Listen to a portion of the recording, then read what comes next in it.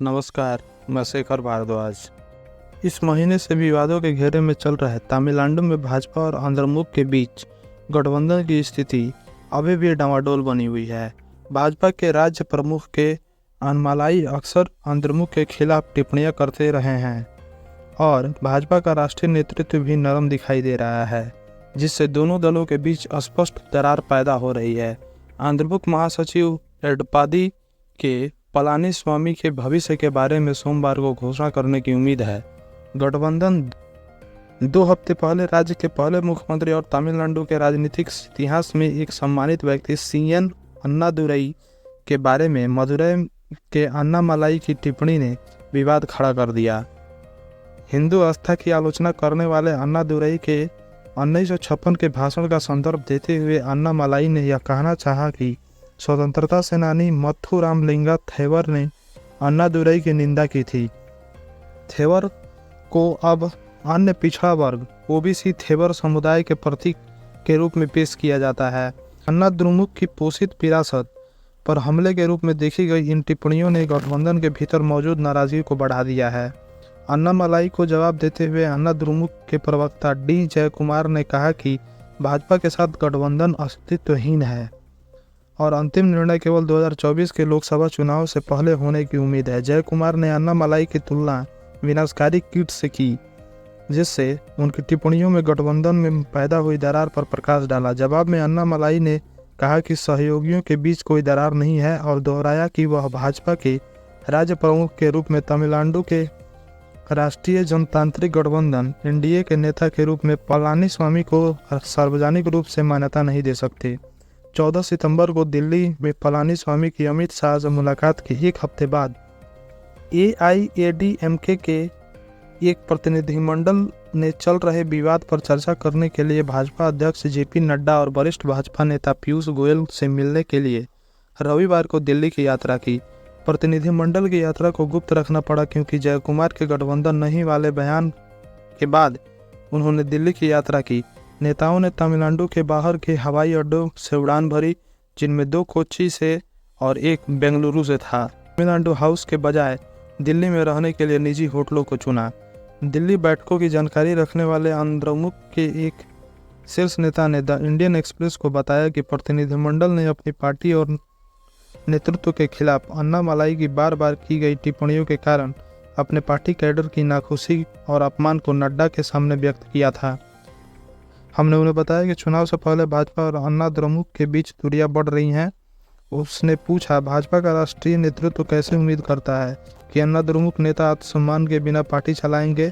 हम नरेंद्र मोदी को पीएम उम्मीदवार के रूप में कैसे स्वीकार कर सकते हैं और अन्नामलाई के अपमानजनक बयानों का सामना भी कर सकते हैं?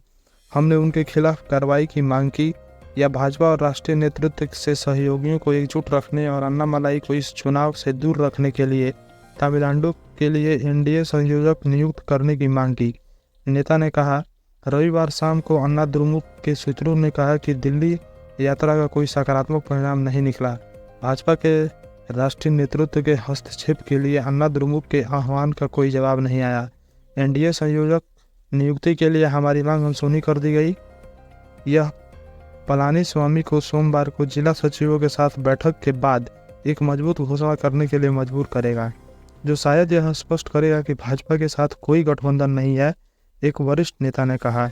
अन्नामलाई अपने मदुरई भाषण में अपनाए गए रुख पर अड़े हुए हैं और 2026 में मुख्यमंत्री पद के उम्मीदवार के रूप में अकेले भाजपा का नेतृत्व करने की तैयारी कर रहे हैं।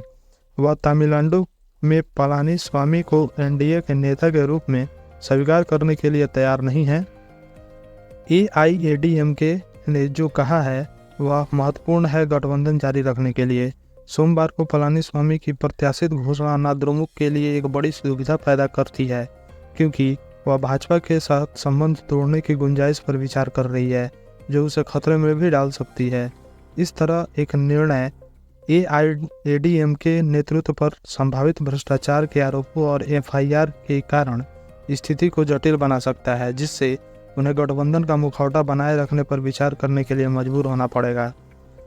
एआईएडीएमके के 2 पूर्व मंत्रियों ने द इंडियन एक्सप्रेस को बताया कि गठबंधन का भविष्य अभी भी अनिश्चितता में घिरा हुआ है।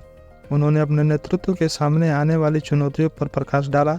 गठबंधन तोड़ने के निहितार्थ पार्टी के खिलाफ अन्नामलाई की लगातार टिप्पणियों के बीच अपने कैडर के सामने पार्टी की गरिमा को बनाए रखना और भाजपा के राष्ट्रीय नेतृत्व की चुप्पी सबसे खराब संभावित परिदृश्य में है। अगर पार्टी को गठबंधन खत्म करने का फैसला करना चाहिए तो एक पूर्व मंत्री ने द्रमुक मंत्री सेंथिल बालाजी के भाग्य के समान स्थिति की आशंका जताई, जिसे प्रवर्तन निदेशालय ईडी ने गिरफ्तार किया है। जय कुमार ने बताया कि भाजपा के साथ कोई गठबंधन नहीं है और चुनाव के समय इस पर निर्णय लिया जाएगा। अगर कल दिल्ली में कोई जवाब नहीं आया तो पलानीस्वामी में भी सोमवार को यही रुख दोहराएंगे, पूर्व मंत्री ने कहा। उन्होंने अपने सदस्यों के खिलाफ सतर्कता और भ्रष्टाचार निरोधक निदेशालय डीवीएसी और अन्य केंद्रीय एजेंसियों द्वारा दर्ज की गई कई एफआईआर का हवाला देते हुए अनुमान लगाया कि एआईएडीएमके के पूर्व मंत्रियों को कानूनी नतीजों का सामना करना पड़ सकता है। पलानीस्वामी के खिलाफ कोई एफआईआर नहीं होने के बावजूद सलेम में उनके एक करीबी सहयोगी पर डीवीएसी द्वारा मामला दर्ज किया गया है और इन भ्रष्टाचार के आरोपों को संभवतः ईडी द्वारा अपने कब्जे में लिया जा सकता है।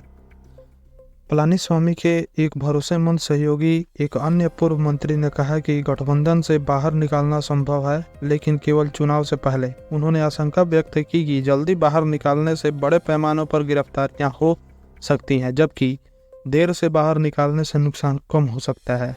मंत्री ने कहा कि पिछले सप्ताह राज्य में भाजपा के साथ गठबंधन खत्म करने के जय कुमार के बयान पर उनके कैडर की ओर से जश्न भरी प्रतिक्रिया आई थी।